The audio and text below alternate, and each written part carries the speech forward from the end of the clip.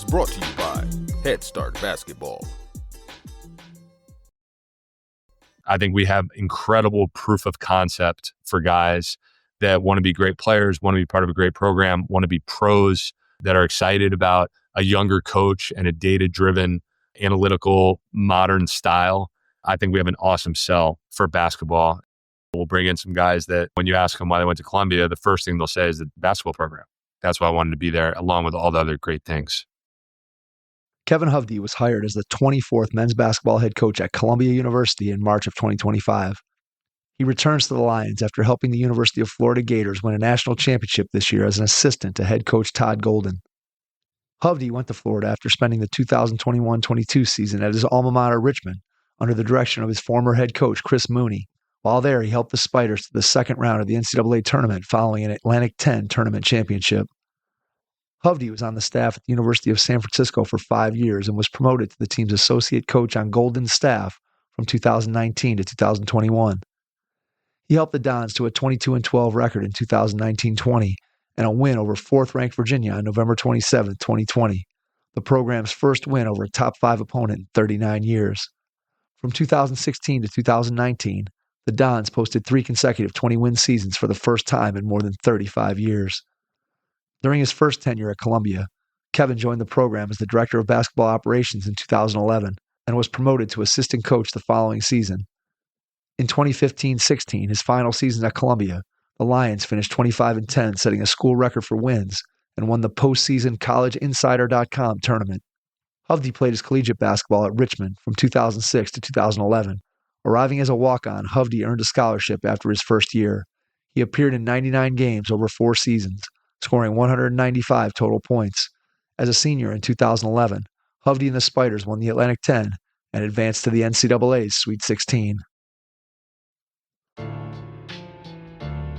Hey, Hoopheads, Dr. Dish's 4th of July sale is here. From now until July 31st, 2025, you can save up to $4,000 on the top shooting machines chosen and trusted by thousands of coaches across the United States. Secure your Dr. Dish CT Plus, All-Star Plus, or Rebel Plus while supplies last. Learn more at drdishbasketball.com and follow their incredible content at Dr. Dish B-Ball on Twitter, Instagram, Facebook, and YouTube. Mention the Hoopheads podcast and save an extra $300 on the Dr. Dish Rebel, All-Star, and CT models. Those are some great deals, Hoopheads. Get your Dr. Dish shooting machine today. Hi, this is Izzy Santiago Jr., an assistant varsity coach at Lutheran West High School, and you're listening to the Hoop Heads podcast. Coaches, you've got a game plan for your team, but do you have one for your money? That's where Wealth for Coaches comes in. Each week, we'll deliver simple, no-fluff financial tips made just for coaches. Whether you're getting paid for camps, training sessions, or a full season, Wealth for Coaches helps you track it, save it, and grow it. It's time to stop guessing and start building. Subscribe now at wealthforcoaches.beehive.com/subscribe and follow us on Twitter at wealthforcoaches for daily money wins. Your money needs a coach. Start with Wealth for Coaches. Get ready to take some notes as you listen to this episode with Kevin Hovde, men's basketball head coach at Columbia University. Hello and welcome to the Hoopheads podcast. It's Mike Klinzing here without my co-host Jason Sunkel tonight, but I am pleased to welcome back to the Hoopheads pod Kevin Hovde, the new men's basketball coach at Columbia University, national champion as an assistant coach this year with the Florida Gators. Kevin, a lot has happened since we last talked. Welcome back, man.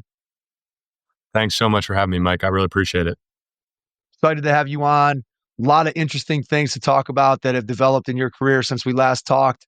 Start by talking about the tournament run. And I guess my first question, let's start here with the idea that going into the season, obviously you guys know that you're going to have a pretty good team. Was there a moment during the season where you guys as a staff started looking at each other and saying, this team might be better than just really good, that we might really have a chance to win the whole thing? Was there a moment? Yeah, I would say probably the game at Auburn in the kind of the middle of SEC play, where we went down there and really controlled the game. And I think at the time they were, ranked number one in the country. They were certainly the best team in the country at that time based on, their resume up to that point. And, we had a double-digit lead, and it never really got that close in the second half, which is really hard to do, especially in that environment. So I think after that game, we really felt like, all right, we can beat anyone on any given night. And that game going on the road at a place like that really gave us confidence moving forward. What did you guys start looking at, talking about, thinking in terms of what you needed to do well? What did that team need to do well as you built through the season in order to maximize what its potential was? I think it was really the defensive side of the ball. Going into this season, really starting in the summer, last summer when we got the group together on campus, we really felt like that if we developed a gritty mentality defensively and could be a great defensive team, that we'd have a chance to be really good, because we knew that we had really good talent, and we knew that we'd be pretty connected on the offensive end.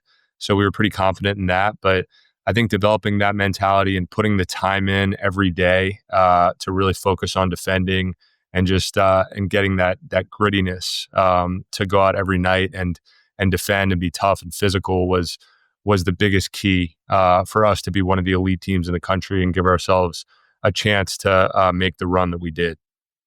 What did that look like day to day, trying to instill that in the team? Is that a everyday discussion they're hearing the message? Is that specific tactics that you guys are doing on the practice floor? How do you go about taking a team that you think has the potential to do that on the defensive end, but then to be able to take it from potential to reality? What's that process look like day to day? Well, I think the first part of that was gets back to recruiting, like most things. And the biggest key was that we added a couple guys who were great defenders, starting with Elijah Martin, who, was obviously understood from his time at Florida Atlantic, understood what it meant to compete at a championship level day in and day out. And just the mentality, how hard you have to go, the level of accountability. So just adding him to the program, I thought was really important as far as just increasing accountability. And then also Ruben Chinyelu was a huge key. Just our to have a guy who is your starting center, who's playing 25 minutes per game, that is an amazing rim protector, an amazing defensive rebounder, has great instincts. So, I always go back to your personnel and the guys you have being the most important thing. But I think we, as a coaching staff, did a good job of making sure that we put the time in on the defensive end of the court. Really in the fall, when we started individual workouts, kind of in late August, we were making sure that we put at least 30 minutes into just our defensive principles, playing one-on-one, competing, all those things to try to develop that mentality. And then, we had a group of guys that was really special because they were extremely coachable. They had great attitudes. So we sort of had that buy-in, if you will, as far as what we were emphasizing. And, they're the ones that went out there and had to do it and had to compete. But I would say it was a combination of those three things. And obviously you have to have a good plan that makes sense for your personnel, right? That's a big part of coaching. But I think for us, it was, we knew that we had the talent, and it was more putting the time in and making sure that the guys kind of developed that gritty mentality. Having a senior dominated backcourt, how important was that, especially when you think about just being able to control games in the tournament with guys who have experience? We all know with the turnover in college basketball and just the way that teams are constructed, and whether they're young, whether they're made up of guys that are just coming together for the first time. How much did you guys lean on Walter Clayton Jr. and the other guys in your backcourt as seniors to be able to kind of lead that team in the right direction and sort of reinforce the message that you guys were trying to get across to everybody? Yeah, I mean, it was so important. It was so important. I just think that was probably the biggest key to us being able to have success, especially in the NCAA tournament. There were a few games that we were kind of on the ropes and had to come back, and just Walter, some of the shots that he was able to make, tough contested shots down the stretch of games, and even in the throughout the course of games as well, where, we might have a bad possession and he can bail you out by making a tough shot to keep you in a game or extend a lead or those things. And, it goes to your point to the experience of just, that was his third NCAA tournament that he had played in. He expected to make a deep run. That's why he came back to Florida. So he had that confidence mentality. And then Will Richard is just the ultimate program guy for us. He was the first guy that we signed when we got down to Gainesville 3 years ago and just embodied what it meant to be a Florida Gator, and was also extremely talented as well. And even in the national championship game, he kept us in that game. When we were struggling against Houston, he made some huge shots in the first half and, throughout the course of the game. And then Elijah Martin was just, as I said, he was solid as a rock the whole year for us. And I think he was, his mentality and what he brought to our team, the moment that he stepped on campus, it just elevated our culture. And obviously to win the whole thing and to make a run like we did, you have to have a great culture. And I think he was, one of the most important guys as far as elevating that for our team. Yeah, it just always feels like when you have, especially experience in the backcourt, it just gives you such an advantage in the tournament because you have guys who are an extension of the coaching staff and guys, as you said, who have been there before. When you have culture builders and people who have been in your program, which doesn't always happen, especially in today's world where you're building year to year in the portal and everything that goes along with that. The challenge is for you to be able to, guys to be able to have that kind of stability in the backcourt and to be able to lean on those guys as coaches on the floor throughout the run. I think clearly from watching it from the outside, that was a critical piece of what you guys were doing. You could just tell that the team leaned on those guys and you guys could put the ball in their hands and trust that they were going to make good decisions and keep you in games even when you were struggling a little bit at times. So let's go to the beginning of the tournament and tell me a little bit about how the prep goes for you guys when you're at a weekend site, right? You play either on a Thursday, you go Thursday, Saturday, you go Friday, Sunday. Walk me through how you guys prep for the first game and then how that prep is the same, different for the second game in a weekend where obviously you have less turnaround time to be able to scout the team you're going to play in the second game on a weekend. So how do you guys go about the prep work to be able to have your team ready to go for both the first and the second game of a given weekend in the NCAA tournament? Yeah, I would say we put most of the prep into the first game. And so most of the practice time for that week and the scouting is just to try to win one game.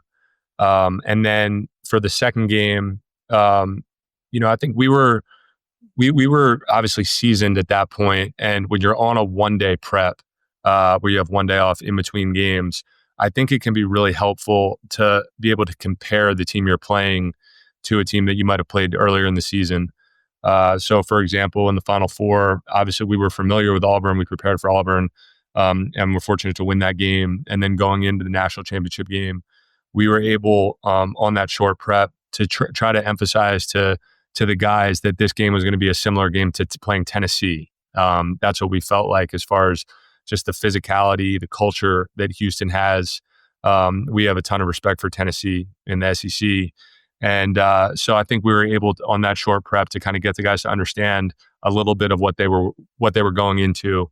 And then obviously you're trying to, give them as much, film and, the way we go about it, we're really analytical. We try to give them a lot of data and that stuff as far as to paint a picture of the scout. And so you're trying to give them as much as possible without overloading it, right? Because, a big part for us is that we, fortunately, we felt like we were extremely talented. So we felt like we could dictate games with our style of play and our pace and really on both sides of the ball. So, it's not an exact science, but I think it was a balance of making sure you're prepared, making sure they understand what's coming, what the important things that they might have to guard or might have to be prepared for, as far as how the other team's going to guard us. And then also understand that, hey, we're really good and that, we need to do what we do and we're not going to adjust too much to, how another team is playing us. From an analytics standpoint, when you're sharing numbers with players, is there a metric, multiple metrics? Is it team by team in terms of what you share with the guys that you think is important? Yeah, I think it starts with usage. That's a really big one for us. So, we've gotten to the point where we're even using that terminology with our guys. So we might say this is a high usage player, just to kind of give them an understanding of this guy's going to be really aggressive. He's going to be trying to score, trying to make plays. That's a big one for us. I think shot distribution. What I mean by that is the percentage of shots that a guy takes as threes. So when we're going through a scout, just personnel wise, we might say, hey, this guy shoots, 70% of his shots are threes. So this is what he wants to do. We need to limit his attempts, all right, in order to be able to guard him. So, I think those two, obviously rebounding rates, offensive rebounding rates. You see a lot of guys in the SEC with great offensive rebounding rates. So you have to be really alert to that, to those things. The only other one that I think is really important is free throw rate. As well, as far as just making sure our guys understand, hey, this guy's trying to draw fouls. And, when he drives in there, you've got to go vertical. You got to make him finish and make baskets. We can't put him at the line. So, I think those four things, and it all goes back to the four factors, when you're kind of looking at a team and preparing for a scout. But I do think personnel wise, we do a good job of kind of looking at the analytics, looking at the data, and then being able to present it to our guys in a good way that they understand and then can go out and execute. Yeah, that all makes sense because I think from a player standpoint, right, they want something that's actionable that can help them to understand, hey, what's this guy going to do? What are the tendencies? What do I need to take away? What are his strengths? And if you keep it in that realm, now the player has something that they can actually take and be able to execute on the floor. So to go along with that piece of it, what's something that you guys as a coaching staff look at that's important to you on the analytics side, but maybe doesn't translate to, hey, we got to make the guys individually aware of this, but this is something that we're aware of as a coaching staff that we really want to be focusing on. I don't know if there's anything that fits that criteria. Yeah, I think there is one thing that we will look at is lineup data, or like advanced plus minus stats. So we look at, like, when a guy's on the court, what's his plus minus? How is he affecting the four factors? How is he affecting his team's rates? As the season goes on, we might, pile that into like 2-player lineups. If you're getting past that, then you're not really dealing with a big enough sample size, we feel. So these are things that we know, like when a guy's on the court, how he's impacting the game analytically. That might be a little bit too much to give to the guys, but we've tried so many different things over the years, as we've had a lot of trial and error, using analytics and using different data points, throughout different seasons, and, coaching different guys and that stuff. And, I think that's what makes, I think that's what one of our biggest strengths of our coaching tree, of our Florida coaching tree, and other guys that I've worked with, is kind of the ability to analyze the data and then implement it in the correct way where you're going to really get something out of it, and really be able to help the guys go out there and execute a game plan. So it's a big strength, but always the negative and the downfall is you don't want to be using it too much, where it's just, you're not getting the bang for your buck, if you will. You have to kind of pick and choose what you want to give to the guys, what the coaching staff needs to understand, and then, also understand when is it too much. And hey, these things don't really matter for us to be able to win this game. You have to have a feel for that too. So it's not, data and using analytics and being data driven is a very important part of how we do of what we do and how we make decisions. But there's also a huge feel and sense factor as well into how we coach our teams. It's an art and a science, right? Both combined. And you got to have the scientific part of it. But then, as you said, Sure. There's definitely an art to being able to understand what your guys need in a given moment, what your team needs in a given moment, whether that's on the practice floor, whether that's in the middle of a game, whatever it might be. You got to coach a little bit by feel and hope that the numbers, the numbers are there to support it as well, and then balance those two out. I think that definitely when you consider what coaching has become, that feel piece of it is huge, because you can, I think, become over reliant on the numbers. And there's times where, and I just feel like this is going to work or this isn't going to work, and we got to go maybe slightly against what the numbers would tell us. And I think that's really what makes good coaches good coaches. I agree. I agree completely. And, I think in-game adjustments, that's a big one where like you can go into a game using the numbers and you've watched every inch of film.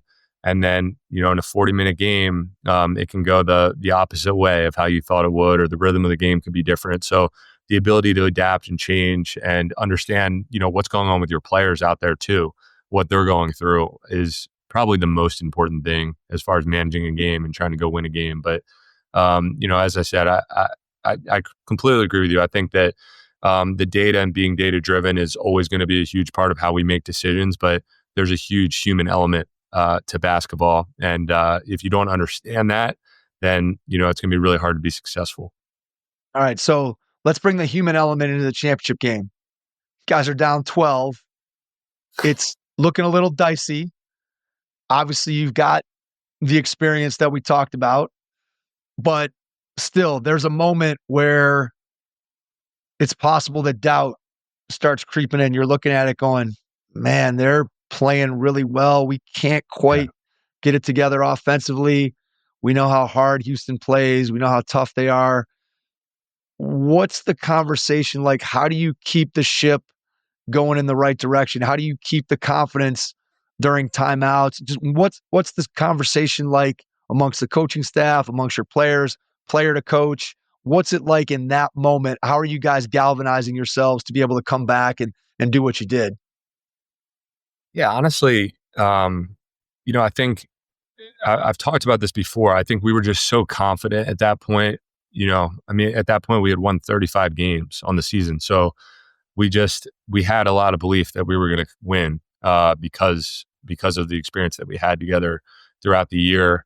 I think the thing about the championship game that was relatively unique was that we were really, really gritty defensively. That's why we won the game. And in that second half, when we were down, we really got some stops. Is how we were able to get back in it, and it never really smoothed out offensively, right? Like we made some big plays late. Obviously, Walter got going late, and made a really big three. Had a big time drive. Those things that helped us come back and eventually take the lead. But the grittiness that we showed, I think that's, again, part of being a championship level team is obviously winning in different ways. And to beat Houston, you have to be as tough as them, and I think they're the toughest program in the country, them in Tennessee. And, I felt like our guys were extremely tough and gritty and, locked in, and made them miss a few shots and came up with the rebounds. And that's why we were able to make a run and get back in it. But, I think as far as like telling the guys and talking in timeouts, it just, at that point in the season, we had so much belief. I don't think there was ever really a feeling where we felt like, oh, we're out of it. I think we always had the confidence that we were going to get back in it and give ourselves a chance to win. After you win, when's the first moment where you get a second by yourself to be able to reflect on what's just happened? Was it right after the game? Was it 2 days later? When did you get a moment to really just kind of take a deep breath and think about what you guys had accomplished? Honestly, yeah, maybe not soon after. I would say probably maybe a month or so. It was just crazy because after winning it, the night and the celebration, and then you getting back to Gainesville, and it's just surreal. Just the whole thing, the celebration on the court, and then it was really cool in the Riverwalk in San Antonio. They did like a boat parade, so we were right onto that, and it's just thousands of Florida fans, and it's almost like a dream in the short term. And then for me, getting right up to Columbia, to this new job, new opportunity, was kind of the next thing right away that I kind of dove into. But I think even for the guys, the staff in Gainesville, the other assistants, and Todd, I think for them as well, it probably didn't sink in for a little while. We've talked about it now, because even for them, they're 2 days later, they're in the transfer portal, and making sure that the guys on the team are coming back and all that stuff. So it's just it kind of never ends. But I do think after a little bit of time, when things kind of slow down a little bit, I think you can kind of sinks in and you're like, wow, I can't believe we really did that. It's honestly, that's how it was for me. It was kind of a little while later. One of those things you dream about, right? From the time you're a little kid and you start watching games, and whether you're first dreaming about it as a player and then you're dreaming about it as a coach, and then to be able to actually accomplish it, like you said, and then you're looking around. I think surreal is probably a pretty good definition of how most people feel when they do that for the first time, because you're looking around going, this is kind of what I've been working for my entire basketball life. And all of a sudden now it's happened. And you're looking around going, did this really happen? And how am I supposed to feel? And how am I supposed to react? And everything else that goes along with it. I'm sure it was just, again, an unbelievable feeling in the moment. And then the first reflection, and I'm sure as you continue to reflect on it for the rest of your life, obviously always is going to be a special moment for you, the guys that you worked with on the coaching staff and your history with them. And then clearly when you have a team that has that kind of success, those guys and you as a staff are going to be bonded in whatever your 30-year reunion, your 40-year reunion, whatever. The stories you guys are going to be able to tell, I'm sure, are going to be unbelievable. No question. It's an amazing thing. And, kind of the culmination of the time in Gainesville, it's like when we spoke a year ago, and we were just talking about just the first 2 years in Gainesville and kind of what we were trying to do. And, talking about how do we get to that elite level program. And that was only a year ago. At the time, I thought we'd be pretty good, but I didn't think I'd be lying if I said I'd be sitting here having this conversation after, winning the whole thing. But I do think it's just, it's surreal. Like in going down to Florida, that was the first time I was at a place, where the goal is to win you're trying to win a national championship. That's what you're trying to do. And to, get yourself in that game where you're one of, 5-10 programs every year that can make a run, that's talented enough and culturally good enough and those things. So to do it in 3 years, and obviously now with the transfer portal, you can do it quicker, right? That's the that's the key, and that's what we obviously were able to accomplish that. But yeah, it's just to have it culminate and to do it alongside Todd, who I've known for a long time. About 15 years ago, we were here at Columbia together, just young assistants, and Carlin Hartman as well, who I've known since I was 17, who's one of the best assistant coaches in the country. And everyone else on staff really, but it's just surreal. It's a great story. All right, last Florida question. Give me your favorite behind the scenes story, moment, some little thing that when you think back, probably nobody else is going to remember, but maybe just something that was said in the locker room or something that happened in the coach's office or in the hotel. What's your favorite little behind the scenes story from the whole run? I mean, there's so many. It's hard to. I'm trying to think what's a good one here to share. Honestly, the last game we lost to Georgia on the road, and then I think we won. I don't know how many we won in a row, maybe 12, 13 games in a row. And that was a game where I just think we were really disappointed in the locker room after the game. And I would say I thought the guys really came together after that game, just just as far as taking ownership and accountability, and going into that game. We were very confident. We had won a few in a row, and I didn't think our approach to the game after we didn't feel like we were right. We felt like we were just a little too confident, if you will. So I think that kind of set us right. And then at that point, I just remember like after the game in the locker room, we kind of left as coaches, but them kind of talking about it, and the next couple days feeling like, all right, they're not going to let that happen again now, and they have ownership of this team. So I would say that was the one thing that behind the scenes that I feel like kind of was really important for us. That changed our season in a great way, obviously. Players taking ownership, obviously, always when you think about it from a coaching perspective, right? You want guys, if the coach has to provide everything, that makes for a tough year. It really does.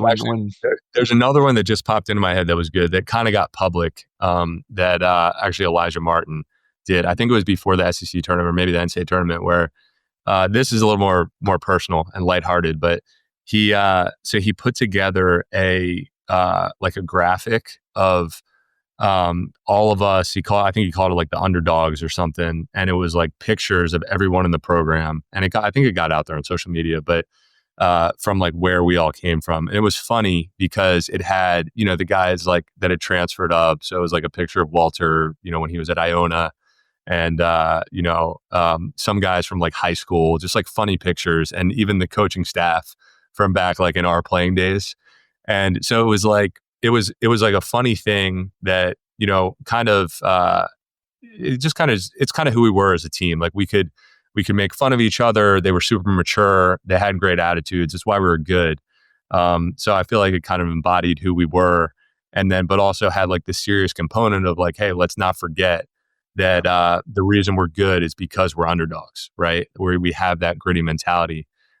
So I thought that was really cool. And, again, it kind of speaks to who he is as a leader.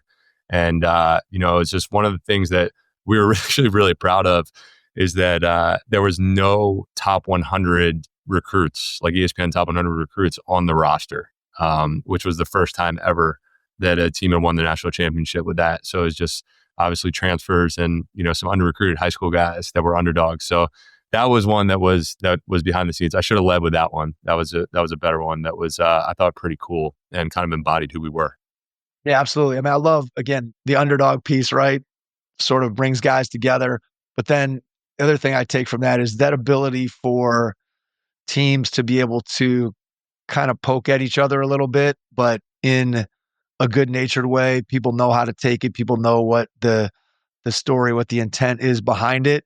And when you have that kind of trust to be able to do that, I think that speaks to, again, the camaraderie that a team is building. I've been around teams where one guy pokes at another guy and all of a sudden you got lots of internal strife as opposed to people taking it the right way and guys understanding, going both directions. Hey, I can dish it out, but I also got to take it a little bit. And again, it's a good-natured thing back and forth and everybody sees it for what it is. But we know that on the wrong team with the wrong players, that things like that can sometimes go the other direction. And so it's clear that you guys were, how connected you were. That story does a really good job of, I think, illustrating that for sure. For sure. All right, let's transition to the opportunity at Columbia. For those who don't know, Kevin was previously at Columbia as an assistant, as a director of ops for 5 seasons back from 2011 to 2016. So clearly a familiarity with the institution, obviously Ivy League, the academics, everything that goes along with it. There's no question why it's an attractive job, but just from your perspective, coming down off the high of the national championship, how do you first become aware of the opportunity? And then secondly, do you immediately know that it's an opportunity that you want to pursue? Yeah. So I had actually been announced as the head coach. I think it was right when we made the Sweet 16. So we had beaten UConn in the second round on the first weekend. And then on the Monday after that, it was announced that I was the head coach. So, I kind of knew going into that weekend, I did know going into that weekend that I was going to get this opportunity. And, it's an amazing opportunity, which I'll touch on. But that process, one thing that was great for me was that I got to get up to campus at Columbia right after that UConn game. So again, we played UConn on a Sunday evening and won that game. And then I hopped on a flight from Raleigh, which is where we played, right up to New York. And again, it was announced the next morning. And then right away, I was able to meet with the team, within about an hour of them kind of knowing that I was going to be the coach. So I thought that was extremely valuable as far as like getting up to campus for a day, getting in front of the team, talking about, the vision, the things that are important to us. And then, doing some individual meetings as well with guys. That was huge. And then I knew the guys, I had their information and had seen them face to face and all that stuff, their cell phone numbers. And then going back to Florida, it was about 2 more weeks of coaching at Florida and trying to do everything I could to help, with our tournament run in Florida. But at that point, I was connected with the guys. So that was great because now they could text me after, they were texting me after games, and, I was just engaging with them, which was huge, even though I couldn't be up on campus yet working with them. So it was a unique process that way, because they knew I was going to be the coach, and there was a couple weeks where I wasn't there yet. But I felt like getting up there was really important. So the process, the athletic director at Columbia, Peter Pilling, has been here since 2014. So my last 2 years as an assistant here, he was the athletic director. So I had a relationship with him, and stayed connected with him over the years. And it was just the familiarity was a huge part of it for me, being comfortable with the people here, the support, knowing that I think it can be really, really good. All those things I felt super comfortable with, and it just made the process so much easier for me as far as being able to jump in and say, hey, let's go. I really, really want to do that. So anyway, I'm a little long-winded here, but I'm just so excited for the opportunity and appreciative. And it was just a great process for transitioning to being the head coach here. What were some of the things that you tried to talk to the guys about in those individual meetings? What were you trying to get a feel for beyond just getting a feel for them as an individual, getting to know them? What were some things that you were asking them about the program, or things that you were thinking about that maybe you were bouncing ideas off them, or they were bouncing ideas off you? What did those meetings look and sound like? Yeah, well, honestly, it goes back to being data driven. And that's where I felt like I had I could, quickly have a good feel and a good pulse for, the team, and, what made them successful. The team last year started out the season really, really well, and had really good success early in the year. And then the individual players on the team, and how what their games were like, just by looking at Kempom and Bart Torvik. So I think going in those individual meetings, I did some presenting to them about the vision and the program and the important things culturally. But then I was also able to dive in, and specifically, especially analytically, on what their strengths were, what their weaknesses were, the things that maybe held the team back a little bit, and kind of give them a little insight into how I think about things, and say, hey, I think I have a really good feel for where we're at, where you guys are at as a team and individually, and we're going to attack these things. And I think we have a chance to be good right away, and that's how I feel.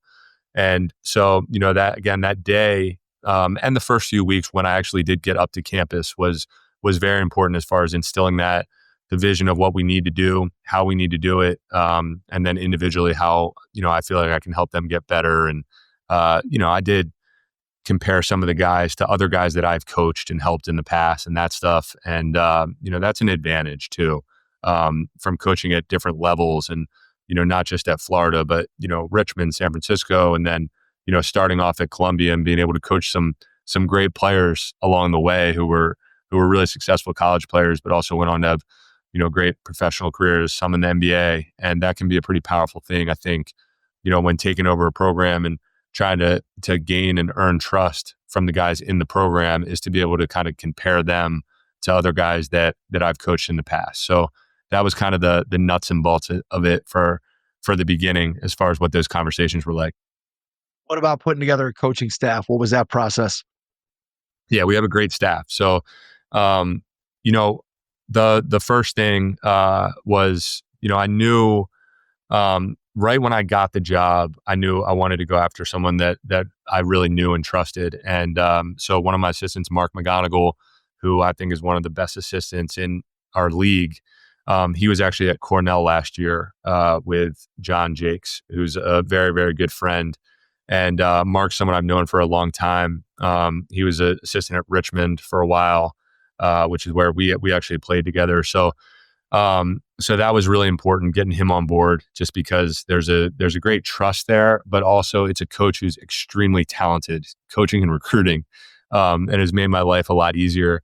And then Shasha Brown is another one of our assistant coaches, and someone I've known for a really long time. He was a great player at Wesleyan in Connecticut back in the day, and he used to come and play pickup with our guys at Columbia in the summers. And we joke that if there was the transfer portal, if it was in existence back then, we probably would have gotten him to come to Columbia. He would have been a really good player, Ivy League player. But He's someone I've known for a long time. He's a New Yorker. He grew up on the Upper East Side, so he's a lot of pride in New York. Really smart, talented guy. Just feel really comfortable that he's going to do a great job for us and thankful that he's with us. And then Matt Elkin was a guy who was has great Ivy League experience. He was at Yale working for Coach Jones, which has been the best program in the league. And then most recently at Stanford with Kyle Smith, who's obviously a huge mentor of mine. And I joke that, Kyle, I worked for him for 8 years. And, I still do whatever he tells me to do. So he called for when I got the job and said, "Hey, you gotta hire this guy." And I pretty much did it. But no, I'm half kidding. But no, Matt is another guy who's extremely talented, and he's incredible he has great relationships with people. He's going to be a great recruiter because of that. And just a really smart, extremely hardworking guy who's just kind of an up and coming guy in our business. So really feel like we're a very talented staff, and we balance each other out really well, which, I think is really important as I was putting the staff together and, talking to different people. I think that balance and having guys that, what I mean by that is like guys with different skill sets. So different strengths, that balance each other out well, I think is probably the most important thing, even more important than experience in a way, is that talent and balance. And obviously you got to have a great attitude and, make sure that you're, putting the student athletes first and being a good mentor to them. Those are the most important things. But anyway, I'm really, really excited about my staff and wanted to highlight those guys because they're really good and talented. And I'm just really excited for what we can do together. On the floor, when you guys are coaching, how do you envision as the head coach dividing up responsibilities? Are you an offensive coordinator, defensive coordinator? Are you everybody coaches everything? Are you, hey, specifically in this practice, you're looking for this thing? How do you think about delegating the roles of your assistant coaches? Yeah, I think it'll be for me. Obviously, I was offensive coordinator at Florida, so I think I'll naturally probably take on a lot of that at Columbia. And I think having Mark and Shasha really focus on the defensive side of the ball, and everyone will coach everything is the reality. Yeah. And that's going back to my really time as a player at Richmond and kind of that mentality and culture, how much the coaching mattered. Every coach just coached every part of the game, and that's kind of how I learned it. And getting into it, what I wanted to do, and so I want those guys, I want my staff to attack it that way. I don't want them to feel like they're put in a situation where they can't speak up and coach anything they see, right? I think that's really important. But I do think having that focus on where you can have a couple guys that are really focusing on the defensive side of the ball, and one guy specifically on the rebounding as well is also really important. So we'll break it up, and part of what we do analytically is what we call our hustle stats, which is kind of the heart and soul of our program. Is these 50 different stats that we keep that are internal to our program. And so when you have that, and you have that kind of labor intensive program, if you will, for assistant coaches to have to track all that stuff, naturally you're going to have one guy that's in charge of keeping track of the defense, one guy that's keeping charge of the rebounding, et cetera. So it can kind of focus them in on some specific areas that'll happen naturally. You talked about recruiting a little bit earlier and how important that is, and it all kind of comes back to recruiting. So clearly when you get the job as a new head coach, you got to talk to your returning players, but very quickly the priority turns to, hey, we got to get out and we got to start recruiting. And obviously in the Ivy League, the recruiting there is a little bit different, right? You can recruit nationally. You talked about it in our last conversation at Florida, that we can recruit the best players across the country, no matter who they are, no matter where they are. And in the Ivy League, you're not necessarily recruiting at that same super, super high level in terms of competing for that national championship year in, year out, but you're competing for tremendous players, tremendous student athletes, and those guys can come from anywhere across the country, anywhere across the world. And obviously you have New York City to back you up besides. So for guys who have an idea that they'd love to be in New York, there's just all these different pieces that go into it. It's not like, hey, I'm taking a job where I got to recruit upstate New York, or I got to recruit just the DMV or whatever. You're recruiting nationally. So what's that process like as a guy coming in brand new, figuring out like, hey, where's the list start? Where's our list of guys? What are we doing? Obviously, your assistants are coming from programs where they had some knowledge of who's out there and whatever. But just talk me through what it looks like getting organized to start recruiting. Yeah. I think there's kind of two parts to that. The first part was when we got the job, it was too late to add any high school players. So we did have some spots to fill, but because of the admissions or application deadlines for the Ivy League, which are league rules, we weren't able to have any high school players apply to school. So the only players that could apply were transfers. So that was, just challenging, obviously, because, as you said, there's an academic component that's going to kind of whittle down the pool of guys that you can recruit from. And, especially for transfers, a huge piece of being admitted to Columbia is having their credits transfer in, right, which is very difficult. So that process can be difficult, and you really have to recruit transfers that are younger guys that have either just completed their freshman year or maybe just completed their sophomore year, and they have to be at really good schools and have really good grades. So that was kind of the first challenge, and we were able to get 3 transfers in the spring, which might be an Ivy League record. I'm not sure, but it was good, and I thought we did a good job of just identifying guys that can help the program right away and be valuable pieces for us as we build it. But as far as high school recruiting and this first recruiting class, I feel like the big advantage is that I was here as an assistant for 5 years. So, I did recruit to Columbia. Getting the kind of the pitch back was relatively easy. But I think for us, it's understanding like we do need to recruit all across the country. We can't be just recruiting the Northeast or anything like that. And then we need to do a good job in Europe as well. But we also have to understand what guys are in our wheelhouse, and evaluating is extremely important at Columbia. We have to do a great job evaluating and having a feel and understanding for guys that can really get better within our program, and being able to bring in guys that maybe are really talented players, but maybe they're a little skinny, or maybe they're 2-sport athletes and they haven't just focused on basketball yet, and those things that guys that we feel like could make huge jumps into all league caliber players as they get older within our program. So that evaluation piece is difficult, and it's very, very important to be able to have a feel and understanding for what those guys look like, and be able to identify them, and also look at a high volume of guys. And I think for us, like, our process starts with like when we do see a guy, or we hear about a guy from whether it's a scouting service or whether it's a connection or somebody that you trust, you have to very quickly get the transcript and figure out academically if the guy can potentially get into school. That's huge, because you don't want to be wasting your time recruiting a guy for a few weeks or a month that never had a chance to get into school. So getting that information quickly. And then the other component for us is the financial aid piece, where Ivy League is need-based financial aid. So that's a really important part, to be able to figure out if a family can make it work.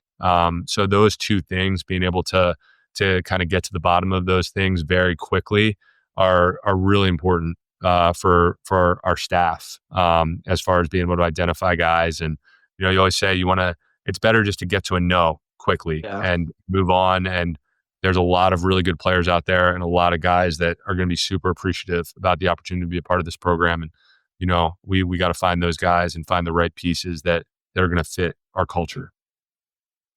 How quickly does asking guys if they want to come to New York City get them a yes or a no? I would think that there are not too many people who are neutral on, hey, I want to come and go to school in New York. I would think there's either guys who are like, oh yeah, let's do it, and then there are other guys that are like, yeah, I have no interest in being in New York.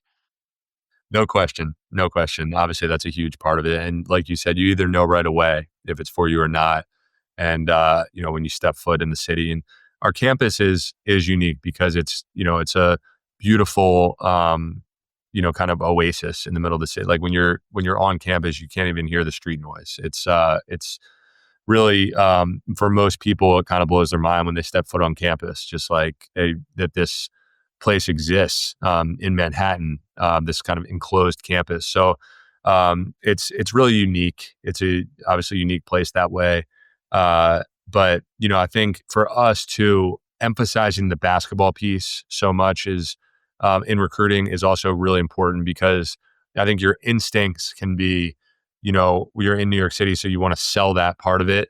But for us, really emphasizing the basketball program and that part of it along, equally as important as the academic piece and the how great a school it is. Really emphasizing those two things in recruiting is the key. And then New York, as you said, you got to figure out if you want that and can do it and feel comfortable. But the reality is, with how hard they're going to have to work in the classroom, how hard they're going to have to work within our program, 99% of their time is going to be spent, on campus in the gym. Right. This Right. small part of New York City. On an off day or something, you can go explore the city, Central Park. There's obviously a million great things to do, but we really need guys that are focused on the hoops and academics. During the summer, what are the conversations that you and your coaching staff are having right now, day to day? What are the things that you guys are talking about, discussing as you're thinking about getting ready for the season? What are the daily topics in coaches meetings? Yeah, I think right now it's a huge emphasis on recruiting. This first recruiting class in 2026 is very important for us. We have a lot of the team. The guys are actually on campus. One great thing about Columbia and being in New York City is guys stay around in the summers and can get incredible internships, and it's a great place to be. So we have about 10 guys that are here. That are working out on their own, playing pickup, lifting on their own, doing those things, which is great. So the guys are kind of around. But for us in the office, it's a lot of talking about recruiting. And obviously we're going out these next 2 weekends are live recruiting weekends, and, making sure that we're doing everything we can to, make sure we're identifying the right guys. Right now, I think we're recruiting some guys that are great fits for our program, but also trying to, find more names, more guys that could be good potential fits. You just want to constantly be doing that. So that's a huge part of it. And, once we kind of get through these next few weeks in recruiting, I think we'll kind of have a feel for, which guys are really interested and which guys make sense for us as far as culturally where we want to go, the kind of guys that we want to bring into the program. And, from there, we'll start to schedule the visits for the fall and that stuff. But I think when we get through these next couple weeks, we'll really focus on the fall as far as how we want to build our team. And, I think we're going to spend a good few weeks as far as building out the team workouts, the individual workouts, the things that we're going to emphasize day to day in September and October. Because one thing that's unique about the Ivy League is we don't have the summer where we have the, time on the court with them. Right. So especially in the first year for our program, the 2 months leading up to the season are going to be extremely important for us to be focused on the right things and work as hard as we can, while also keeping them fresh and ready for the season. So we'll be getting really prepared for that, throughout the month of August.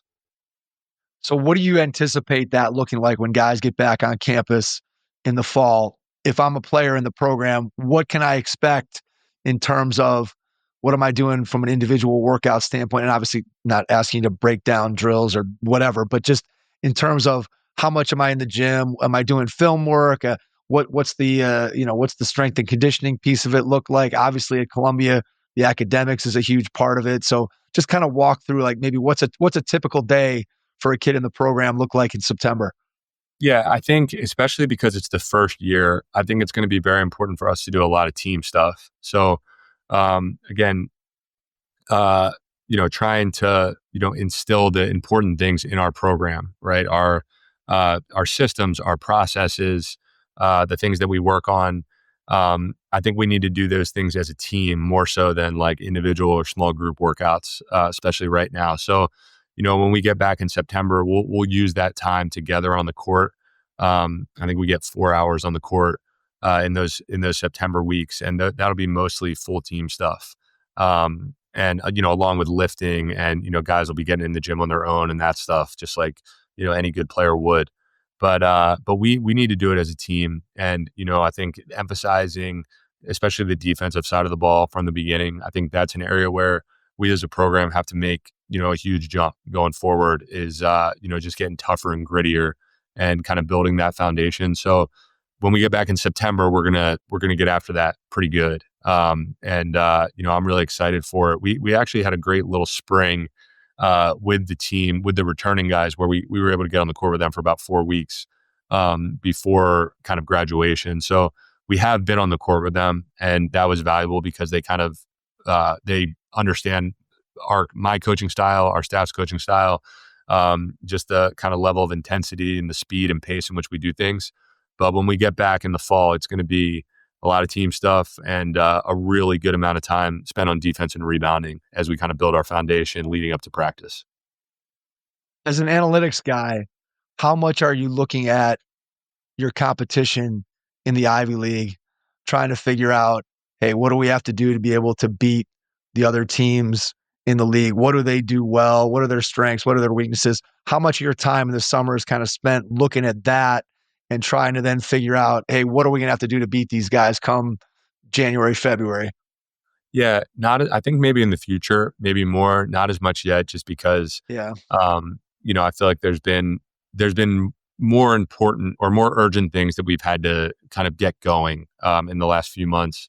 But I think for us, especially this year in year one, it has to be more about us and our program and the things that are important to us.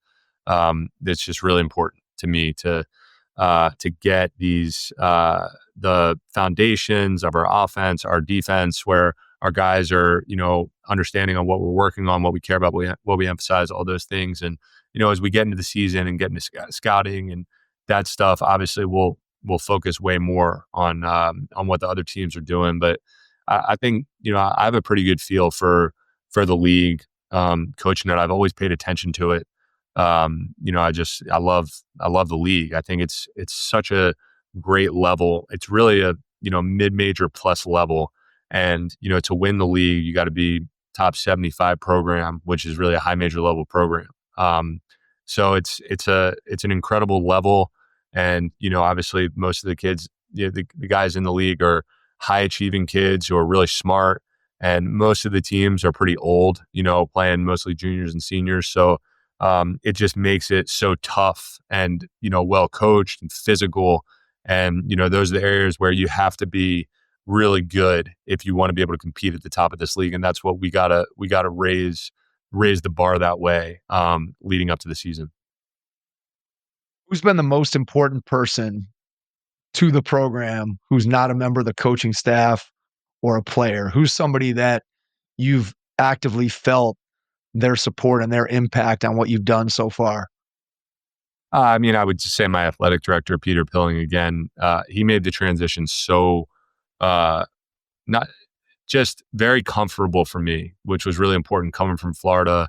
And, even in our first conversations that we had when the job came open, I felt like I was a pretty good candidate for the job with, just my resume and being at Columbia before, and being a part of some success at Columbia as well. We had some really good teams when I was an assistant here, so I felt like that was pretty evident. But I think he had to make sure that my vision and values aligned with what he knew the job needed right now, the program needed. So I just felt like it was a good, easy conversation as far as like getting aligned. And then, since being here, he's been really helpful, supportive, as I mentioned right when we got here, as far as, being able to bring in some transfers, which was really important for us, and just kind of getting the program off the ground. And, obviously there's a lot of people here that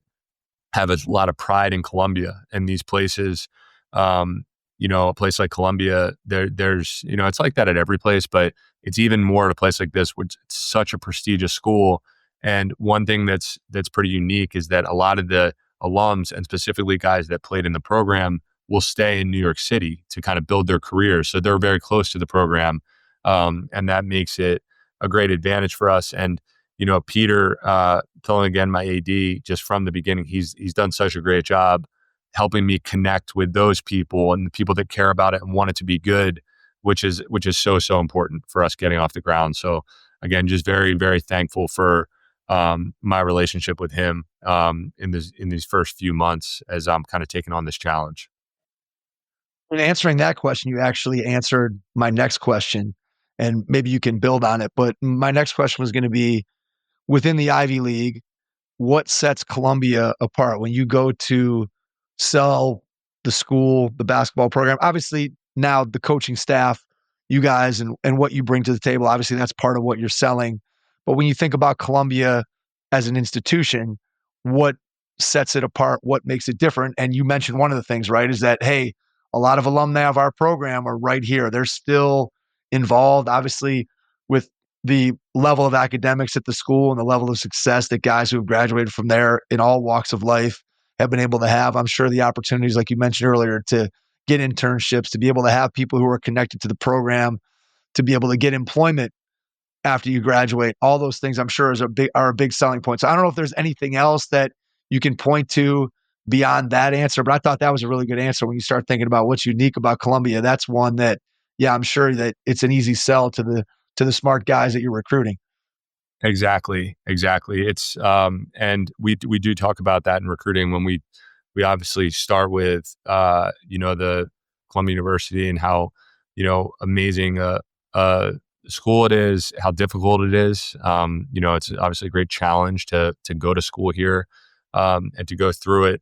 And we talk about the degree, but a lot of that kind of sells itself, right? It's just highly ranked. It's always top 10 across any news outlet as far as best universities. And so I think when you get involved in recruiting with a guy, they kind of know, all right, this is one of the best schools in the world. Like, that's very evident. But I do think that's where talking about the network, and specifically the basketball network, of as far as guys who played in the program, who went through it, who love it, who are still connected to it, and the idea that they're within arm's length of campus, and they're going to get back to watch games. Our guys are going to know those guys that are doing great in New York City, building really successful careers. So those things are tremendous selling points, and they do make us different than the other schools in the league because of being in New York City. But I think I'll say as important as that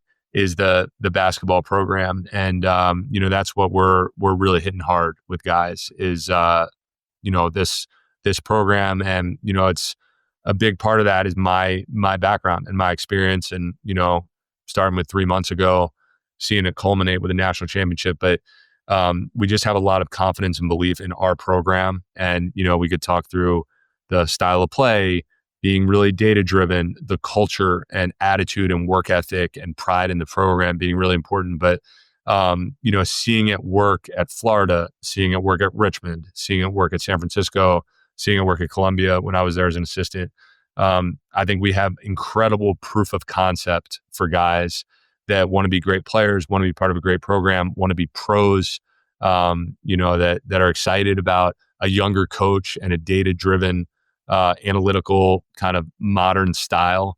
I think we have an awesome sell for basketball, and my hope is that we can.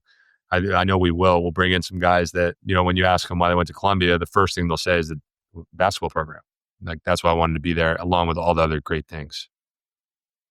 Well, there's no question that, as you said, that proof of concept, having been a part of a national championship team, having coached multiple guys that have made it to the highest level of the game, your previous experience at Columbia, all those things put you in a position where, if I'm a player and I'm thinking about whether or not I want to become part of the Columbia program, those are all things certainly that are tremendous selling points. I always go back to something that a lot of coaches have told me, Kevin, and that's that when you have players, right, ultimately the best players, regardless of whether we're talking about NBA players, college players, high school players, whatever, the best players always want somebody to coach them. And they want to get better. And if they believe that you can help them to get better, then they're going to be willing to run through a wall for you. And clearly, with the way that you've been able to do things in your career and the players that you've worked with and the teams you've been on, and the success that you've had in every stop that you've been, if I'm a player and I look at that, it gives me a pretty good feeling of confidence that I'm going to be put into that same position.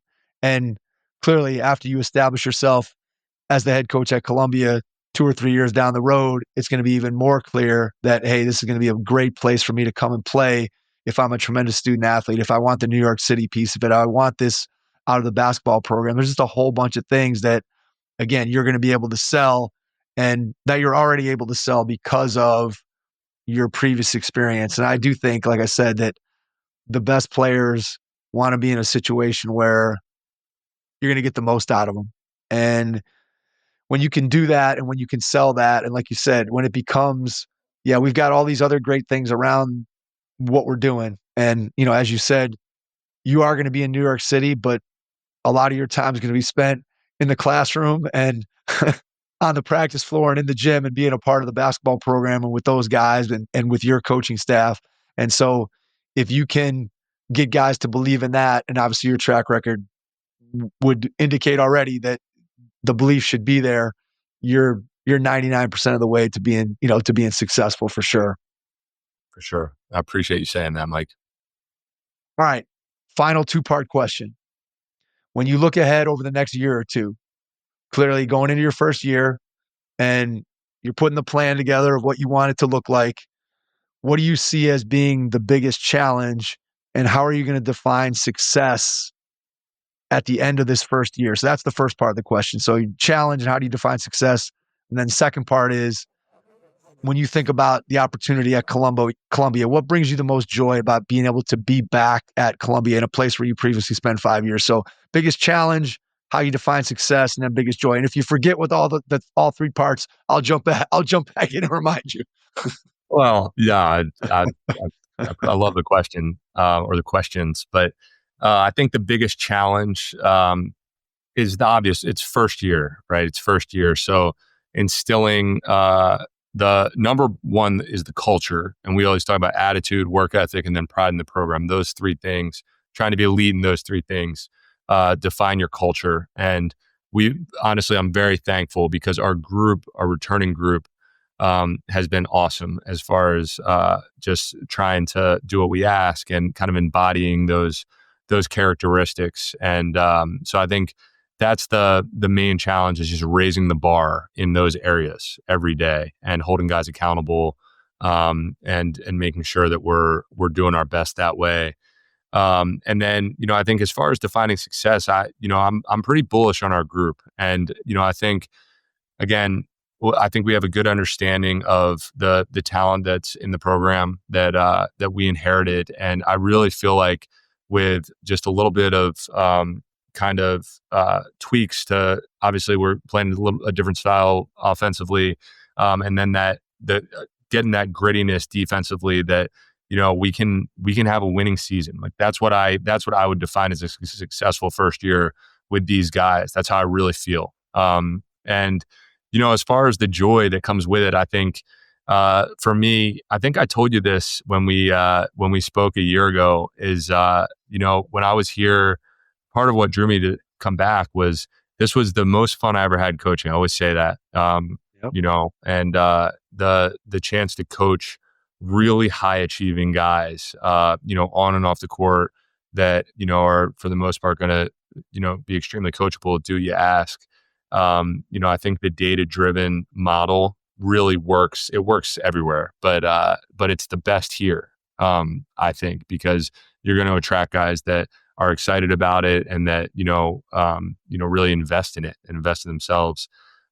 So, that piece of it, and to be back at a place that, I spent 5 years. I didn't mention too, I met my wife here. My wife's a Columbia grad. I should have mentioned that earlier. She played 2 sports here as well. So this is really like home for us. And, partly because of my time here and how much I loved it, but also because of that connection with with her, and she loved her experience, and a lot of our best friends are people that are Columbia people because of that. So there's just a lot of great things that made me so excited and joyful to be back at this place. And I'm just absolutely grateful for the opportunity and really excited for what we can build. Fantastic. I mean, again, I'm super excited for you. I can feel your enthusiasm coming through the screen, and that's really what it's all about. I think if you're bringing that kind of passion to the job, which clearly that's what you're going to do, I don't think there's any question that you're headed for a tremendous amount of success. Before we get out, I want to give you a chance to share, how can people connect with you, find out more about what you're building at Columbia, share email, social media, whatever you feel comfortable with. And then after you do that, I'll jump back in and wrap things up. Yeah, absolutely. My social media, my Twitter is Coach Kevin Hovde. So that's the best way to connect with me, is definitely on that platform. So most people reach out to follow, I'll follow back and kind of connect that way. That's been the easiest way, especially over the last couple months. And you keep it nice and general, right? Coach Kevin Hovde, you don't have to change it every time you change jobs. That makes it easy No too. doubt. No question. No question. All right, Kevin, I cannot thank you enough for taking the time out of your schedule to jump on with us for a second time tonight. Fun talking national championship with the Florida Gators, but also fun talking about the opportunity that you have in front of you as a head coach at Columbia University. So again, thanks for your time tonight, Kevin. Really appreciate it. And to everyone out there, thanks for listening. And we will catch you on our next episode. Thanks. Your first impression is everything when applying for a new coaching job. A professional coaching portfolio is the tool that highlights your coaching achievements and philosophies, and most of all, helps separate you and your abilities from the other applicants. The Coaching Portfolio Guide is an instructional, membership-based website that helps you develop a personalized portfolio. Each section of the Portfolio Guide provides detailed instructions on how to organize your portfolio in a professional manner. The guide also provides sample documents for each section of your portfolio that you can copy, modify, and add to your personal portfolio. As a Hoopheads Pod listener, you can get your Coaching Portfolio Guide for just $25. Visit coachingportfolioguide.com/hoopheads to learn more. Thanks for listening to the Hoopheads podcast, presented by Head Start Basketball.